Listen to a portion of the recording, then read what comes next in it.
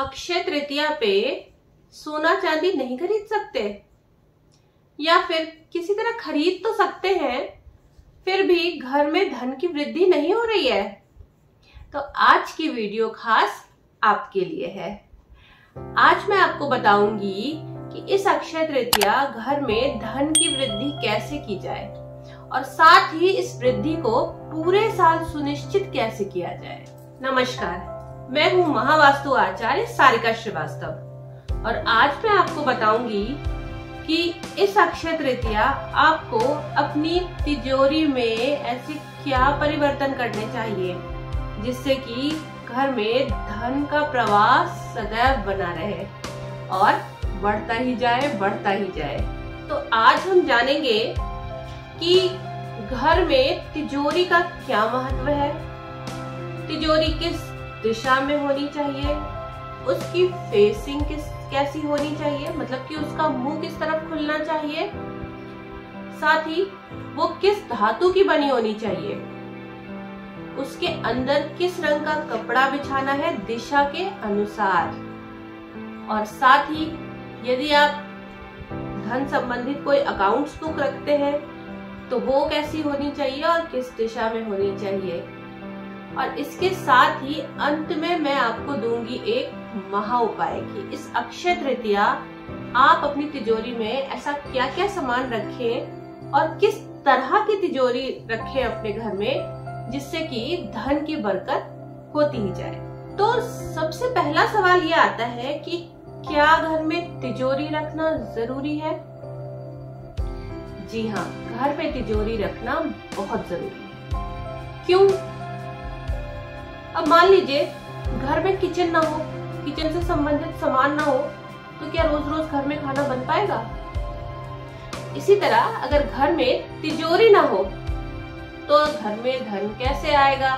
तो इसलिए तिजोरी या फिर कोई मान लीजिए कि अलमारी हो गई जहां पर आप अपना जेवर, गहना, रुपया, पैसा ये सब इकट्ठा करके रखते हैं, वो भी एक तिजोरी का ही प्रतीक है। जरूरी नहीं है कि आप अलग से एक तिजोरी जैसा ही कोई स्ट्रक्चर खरीदें, लेकिन घर में एक ऐसी जगह जरूर होनी चाहिए जहां पर आपकी कीमती चीजें रखी हो, जिससे कि माँ लक्ष्मी आपके घर में इस स्थान में विराजमान हो सके। अब तिजोरी को किस दिशा में रखना है?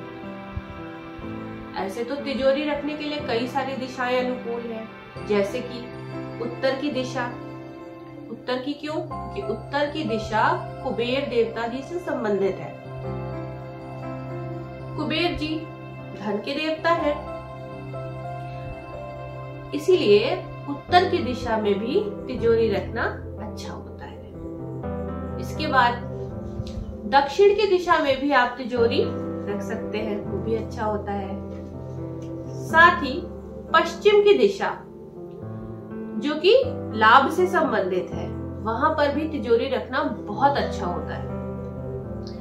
और पश्चिम के बगल में वेस्ट साउथ वेस्ट, यानी कि पश्चिम और दक्षिण पश्चिम के बीच की दिशा, यहां पर भी तिजोरी रखना बहुत अच्छा होता है, क्योंकि ये दिशा सेविंग से संबंधित है।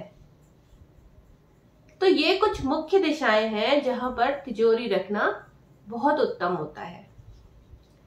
लेकिन हर दिशा के अपने नियम हैं, तो एक जैसे नियम हर दिशा में नहीं चलते। अब अगली बात करते हैं फेसिंग की, यानी कि तिजोरी का मुंह किस तरफ खुलना चाहिए। देखिए, उत्तर की दिशा कुबेर देवता से संबंधित है, जो कि धन के देवता है, इसलिए हर तिजोरी का मुंह उत्तर की तरफ ही यदि खुले तो बहुत उत्तम होता है। अगर आपकी तिजोरी दक्षिण में रखी है तो उसका मुंह उत्तर की तरफ खुलना चाहिए। यदि पश्चिम या फिर वेस्ट साउथ वेस्ट में है तो भी उसका मुंह उत्तर की तरफ करके रखें तो बहुत अच्छा रहेगा।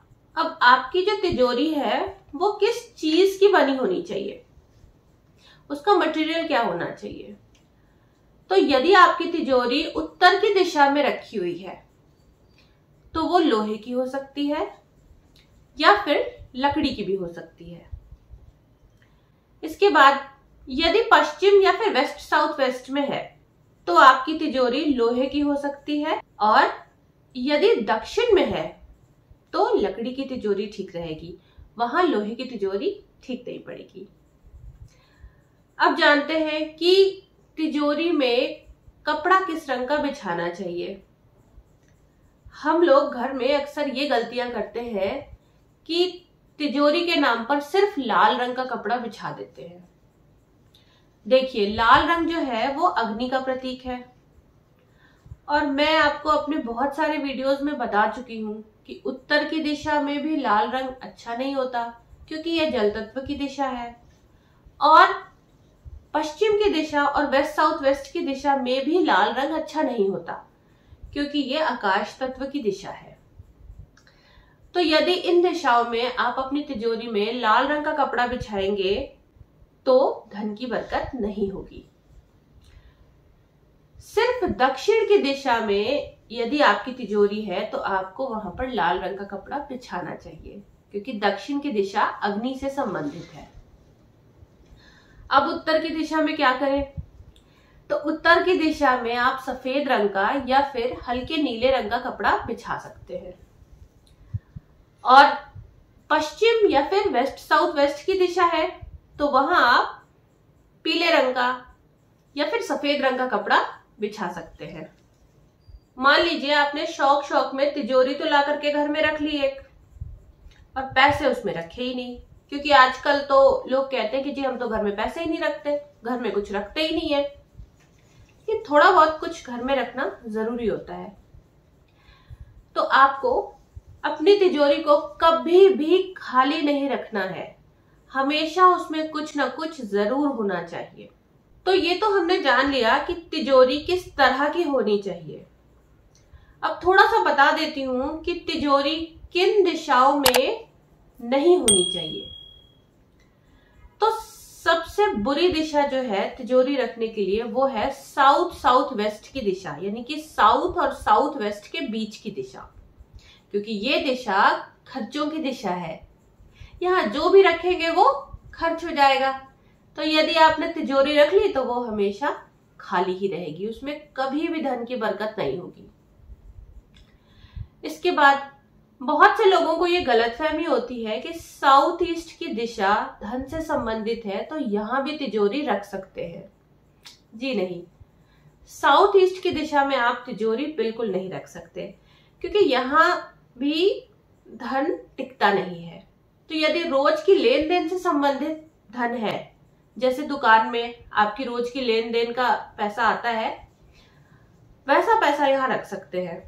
पर जो चीज आप स्टोर करके लंबे समय के लिए रख रहे हैं, उस तरह का सामान इस तिजोरी में नहीं रखना है।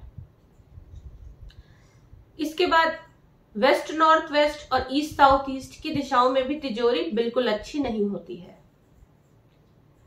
नॉर्थ ईस्ट की दिशा में भी तिजोरी अच्छी नहीं होती, क्योंकि यहां यदि हम अपनी तिजोरी रखते हैं तो हमारा जो पैसा है वो सेवा में, दान पुण्य में, इनमें ही निकल जाता है सारा।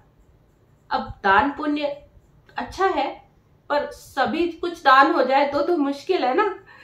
तो इसलिए नॉर्थ ईस्ट की दिशा भी तिजोरी रखने के लिए सही नहीं है।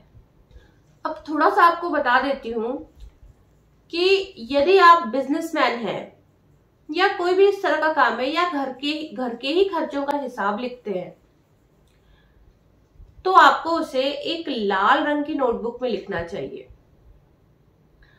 और इसके अलावा बाकी के जो भी हिसाब किताब है जो धन से संबंधित नहीं है, जो भी रिकॉर्ड्स है इंपॉर्टेंट, उन्हें आपको एक खाकी रंग की नोटबुक में लिखना चाहिए। और इन नोटबुक्स को हर ट्यूसडे और सैटरडे आपको देखना भी जरूर चाहिए। साथ ही घर या फिर ऑफिस में आपको इन नोटबुक्स को वेस्ट साउथ वेस्ट या फिर साउथ वेस्ट की दिशा में बनी हुई अलमारी में रखना चाहिए, लेकिन उस अलमारी का जो द्वार है वो उत्तर मुखी होना चाहिए। तो इन बातों का आपको विशेष ध्यान देना है। और सबसे ज्यादा इंपॉर्टेंट, यदि आप चेकलिस्ट बना करके काम करेंगे तो आप देखेंगे कि आपके काम भी जल्दी जल्दी पूरे हो रहे हैं और घर में धन की बरकत भी हो रही है। तो अब आ जाते हैं आज के महा उपाय पे। तो सबसे पहला महा उपाय उनके लिए है जो सोना चांदी खरीदने में सक्षम नहीं है। आपको क्या करना है, 11 कौड़ियां खरीदनी है। कौड़ियां क्यों?